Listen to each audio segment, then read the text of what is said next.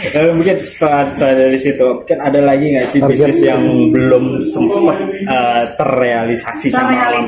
Sebenarnya awalnya cita-cita saya itu pengen jadi pengusaha pesawat. Waduh. Cuman kan itu long step gitu, jadi slow way to go gitu. Jadi sekarang belajar dulu nih kecil-kecil, lama-lama kan jadi pesawat. Pesawat tuh maskapai atau seperti apa? Iya, pengen jadi pengusaha private jet. Karena saya hobi di dunia penerbangan. Banyak belajar tentang pesawat.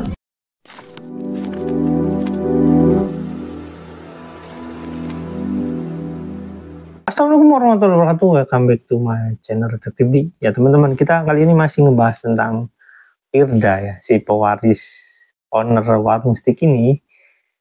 Dia menurut saya emang benar-benar disetir, tapi dia bukan cuma sekedar disetir ya. Menurut saya dia memang suka melakukan itu. Jadi kalau misalkan Yusuf Mansur suka membohongi umat, dia juga suka gitu ya. Walaupun ya, tapi kalau pewaris memang seperti itu. Maksudnya bukan nggak ngomongin pribadi orang, tapi ini pewaris orang ini ya seperti itu gitu ya.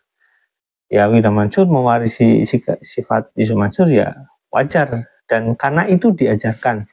Nah, ada sebuah video ya teman-teman. Jadi video ini sebenarnya berkaitan langsung gitu dengan milenial anti bokeh yang direncanakan gitu. Tapi menurut saya ini lebih dahulu, dan konsepnya konsep tujuan utamanya sebenarnya yang ini teman-teman. Nah teman-teman, biar teman-teman lebih jelas, teman-teman lihat dulu videonya. Yuk check it out. Ya Firda sendiri update kayak apa sih? Lagi sibuk apa nih? Lagi sibuk apa? Sebenarnya kegiatan sekarang lagi fokus ke building bisnis aja, sama ngisi-ngisi acara, sama nulis buku kelima. Nah kalau untuk film apa dan lain sebagainya gitu kan, di entertain gimana? Apa mulai sedikit-sedikit ditinggalin atau gimana? Sebenarnya emang dari awal nggak pernah sih masuk ke dunia entertain, cuman emang kan waktu itu diundang, diajak gitu dengan atas nama dakwah, ya udahlah masuk gitu. Tapi secara pribadi pengen nggak sih ke dunia artis, terjun nggak sih ke dunia film? Sebenarnya dibilang jangan sampai terjun tuh salah juga. Kalau bisa ya kita kuasain juga dong pasar film gitu. Ntar kita babat dah tuh yang gak benar gitu istilahnya gitu loh. Tapi ya sekarang sih lagi enggak. Terus kalau nggak bisnisnya untuk saat ini gimana? Apa mungkin lebih banyak lagi tuh atau dikembangin lagi dengan berapa bisnis? Iya pastinya. Sekarang alhamdulillah lagi fokus ke 5 usaha sih. Satu persatu udah mulai develop. Yang terakhir nih lagi pengen masuk ke dunia milenial. Jadi pengen edukasi kepada anak muda, cukup 100.000 aja lo udah bisa ngerencanain masa depan kayak gitu. Jadi dengan cara kita kelola bareng-bareng uangnya. Bentuknya apa tuh? Apanya? Bentuknya dengan saham, investasi reksadana seperti itu. Nanti mereka taruh uang, kita belikan saham, kita kelola uangnya untuk masa depannya. Itu kamu kepikiran seperti itu mungkin dari kapan? Apa emang udah sebelumnya sempat terpikirkah gitu, atau memang ini baru terpikir? Enggak, sebelumnya udah ada. Jadi papa kan ada Pahitra Asset Management. Jadi tapi itu lebih untuk yang 30 tahun ke atas gitu. Nah sekarang pengen coba pasar milenialnya. Dengan source yang udah ada, kita lebih kuat lagi. Dan kamu melihat pasar milenial gimana? Iya, milenial nih sekarang bokeh semua bokeh semua. Jadi iya serius. Jadi aku tuh ngajakin gitu teman-teman gitu, mau nggak lu ikut klub gue nih gitu, milenial anti bokeh. Nah ini serius mas, kalau masih bokeh sekarang boleh join. Join sekarang. Jadi memang pasar peluang milenial tuh banyak sekali sih. Terutama sebenarnya kita lebih targetin milenial yang nggak ngerti duit jajan itu buat apa sih, daripada beli doang tapi nggak ada invest, ya jangan dong, ntar jadi bobrok. Nah tapi kalau milenial sekarang kan ini mereka lebih pinter pertama gitu kan, lebih banyak nanya yang detailnya gimana, terus banyak maunya. Itu sih saya juga banyak maunya, tapi nggak apa-apa, soal jangan pernah berhenti belajar. Banyak nanya nggak apa-apa, tapi ya masa nanya mulu sih, belum amat gitu loh. Ayo nggak apa-apa, kita belajar, sama-sama belajar.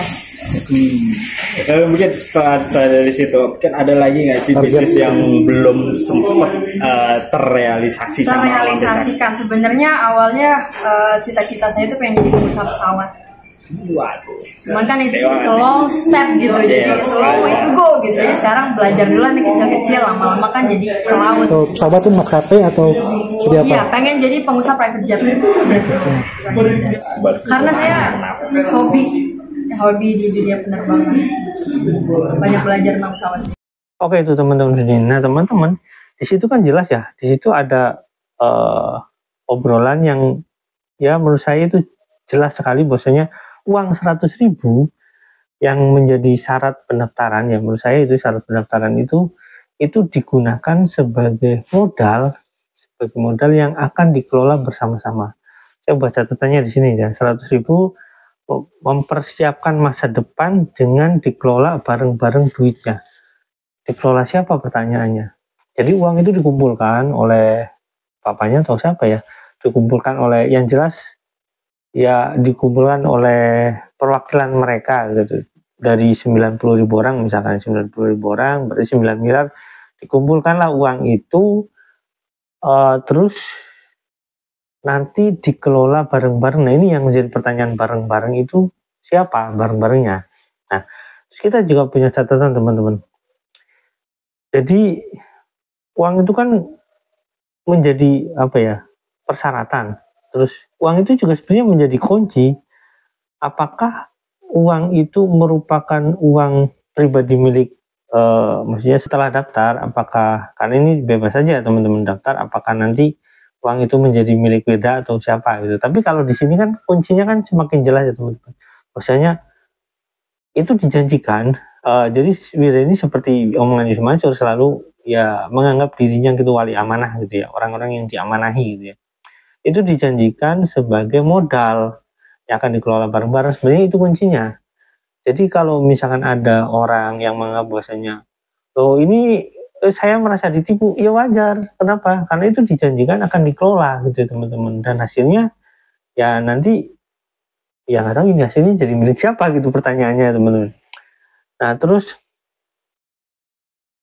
itu menjadi salah satu blunder menurut saya ketika orang lain nanti bisa menuntut, walaupun ya bagaimana cara nuntutnya, karena 100.000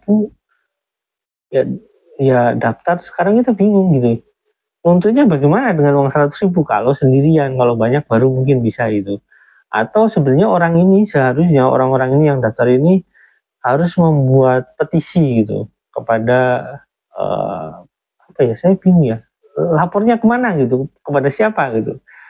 Atau ya seharusnya kita harus mulai membuat ya dewan media sosial gitu. Sebenarnya dewan media sosial ini yang harus bisa menghakimi seseorang gitu, menghakimi seseorang, orang ini diputuskan bersalah gitu ya. Jadi agar orang ini punya catatan khusus, orang ini dikatakanlah ini urusan-urusan yang berkaitan dengan masyarakat ya, bukan urusan pribadi. Misalkan dia bermasalah dengan istrinya ya itu urusan pribadi, tapi kalau ini urusan dengan umat, harusnya ini dicatat gitu, bahwasanya orang ini pernah bermasalah dengan umat, jadi harus berhati-hati gitu teman-teman. Nah terus kemudian investasi yang dicontohkan itu sama dia itu reksadana, dan itu yang paling menarik adalah di sini teman-teman. Yang paling menarik adalah Wira Mansur ini investasi reksadana ini akan masuk ke perusahaan bapaknya, yaitu Pattern Asset Management. Itu pentingnya teman-teman. Jadi jelas ya, yang mengelola pada akhirnya itu ya Yusuf Mansur CS gitu ya. Intinya ya bareng-barengnya itu bareng-bareng siapa? Bareng-bareng Wirda dan bapaknya, atau bareng-bareng apa gitu. Karena ya saya jadi bingung ya teman-teman. Ini kan uang orang gitu ya, uang orang terus dikumpulin sama Wirda. Ini omongan Wirda ya. Kumpulin sama Wirda terus masuk ke reksadana. Ketika masuk ke reksadana dikelola atau diolah sama timnya Yusuf Mansur, dan apakah Wirda masuk ke sana atau enggak ya saya nggak tahu gitu. Terus keuntungannya buat siapa gitu ya teman-teman, karena sampai sekarang ya kan nggak balik gitu ceritanya. Nah gitu teman, pengelolaan dana yang sedang dikelola melalui reksadana itu harus transparansi harusnya teman-teman. Jadi bagian penting dalam pengelolaan katakanlah ini ya manajer investasi yang katanya itu diawasi oleh JK, tapi prakteknya ketika apa ya, uang sudah masuk ke sana, banyak sekali gitu perusahaan-perusahaan manajer investasi yang tidak bertanggung jawab gitu, walaupun itu diawasi oleh JK. Misalkan seperti contoh saya kasih tahu sedikit ya, asuransi uangnya nanti masuk saham, katanya diawasi oleh JK gitu ya. Saya sering sekali ditelepon sama pihak asuransi gitu ya, ditawarin asuransi ini nanti uangnya untuk ini, jadi nanti dapat ini, dan saya kadang nggak balas gitu ya, tapi saya kadang juga balas gitu kalau sedang apa ya, jahil gitu ya, karena emang harus kadang-kadang kita kasih pelajaran. Jadi saya bilang ya faktanya orang-orang asuransi ini nggak bertanggung jawab kalau uang kita udah masuk gitu ya, saya sering seperti itu. Dan fakta yang paling menarik adalah Pattern Asset Management akhirnya bangkrut. Yang menariknya juga adalah ada tuntutan dari mantan direkturnya yang kayak tuntutan ini yang ibaratnya menunda untuk melakukan pembayaran kepada klien gitu. Jadi intinya dia pingin dibayar lebih dulu sebelum klien. Jadi kalau misalnya Yusuf Mansur bilang dia nggak punya hutang gitu, udah beres semua, agak aneh gitu ya, karena tuntutannya PKPU-nya seperti itu. Jadi pinginnya direkturnya ini dibayar dulu, terus nanti baru bayar klien. Jadi kalau kita melihat dari kasus itu, kemungkinan besar biasanya klien ini yang hutang yang ini belum pada dibayar.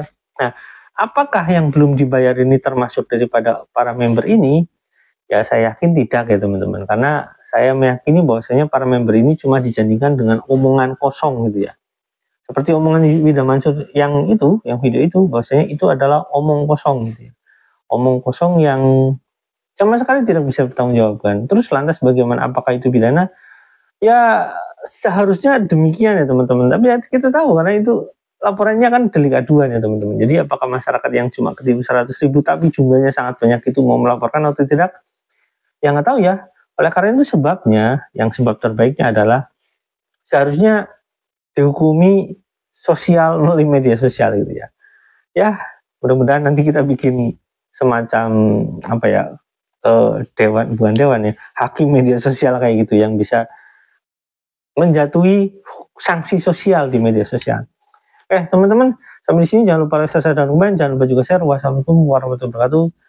Bye.